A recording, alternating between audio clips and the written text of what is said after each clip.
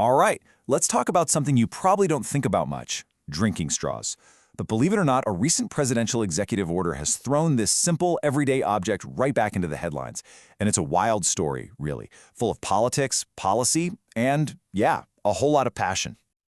Which brings us to the big question, right?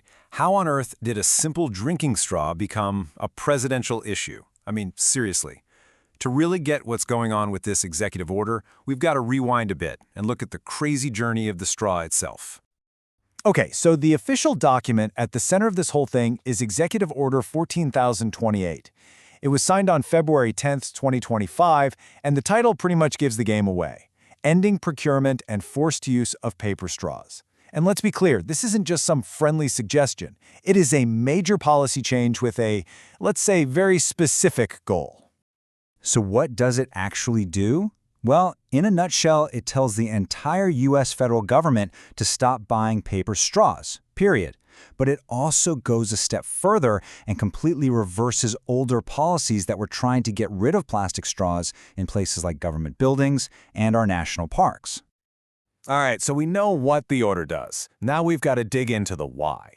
And the reasoning here is really a mix of two things: the official justifications written into the policy and the president's very public and very personal feelings on the whole thing.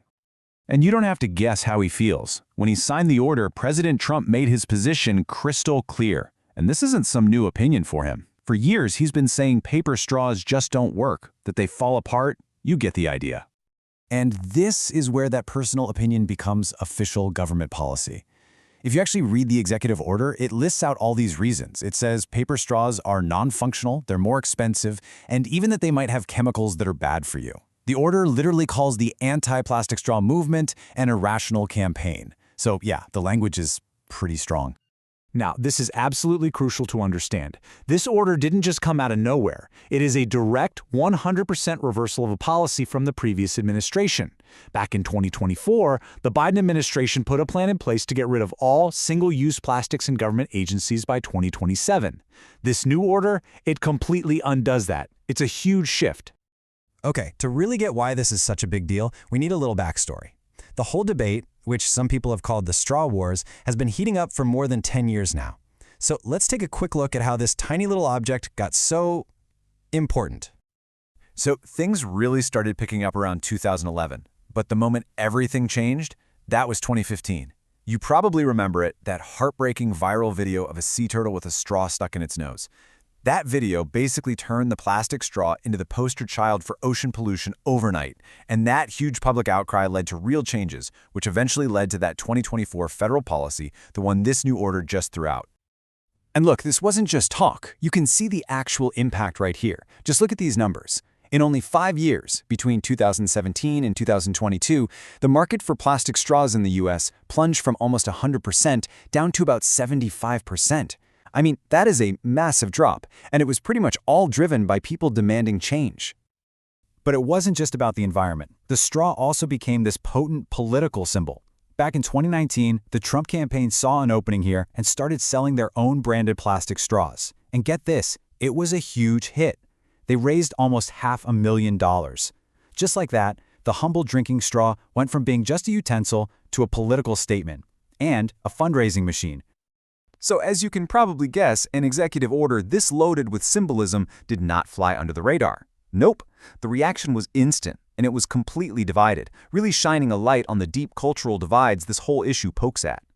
You had two very different reactions. On one side, you had environmental groups, like Oceana, who slammed the decision. They basically saw it as a symbolic slap in the face to environmentalism. But then, on the other side, you had the plastics industry. And for them, this was great news, a welcome and, in their view, necessary change of course. Then, right away, the media started connecting the dots. Reports were framing this decision not as a one-off thing, but as part of a bigger picture. They put it right alongside other major actions, like pulling out of the Paris Agreement, and present it as another piece of a larger pattern of rolling back environmental rules. The president also added his own memorable take on the environmental impact. His comment about sharks definitely got a ton of media attention, and for a lot of people, it sounded like he was just dismissing the whole idea that plastic pollution is a serious problem for animals in the ocean. So, what's the big takeaway here? It's that this whole fight, it was never really about the straws, was it? It's what we call a proxy war. The straw is just a symbol for a much, much bigger divide in this country. A divide over environmental policy, personal freedom, what to do about science, you name it.